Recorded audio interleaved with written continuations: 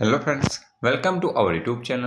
આજે મિત્રો આપણે માહિતી મેળવીશું ભાવનગર મહાનગરપાલિકા દ્વારા એક અગત્યની જાહેરાત બહાર પાડવામાં આવી છે કે જેમાં ભાવનગર મહાનગરપાલિકા દ્વારા જુદા જુદા સંવર્ગોની જગ્યા ભરવા માટે અરજીઓ મંગાવવામાં આવેલ હતી, જે પૈકી નીચે જણાવેલ સંવર્ગોની લેખિત પરીક્ષા તારીખ 22/8/2026 અને 23/8/2026ના રોજ લેવામાં આવનાર છે તથા આ સંવર્ગના કોલ લેટર આગામી 13/8/2026ના રોજ 1 કલાકથી ઓજસની વેબસાઇટ મારફતે ડાઉનલોડ કરી શકાશે, જેની સર્વે ઉમેદવારે નોંધ લેવી।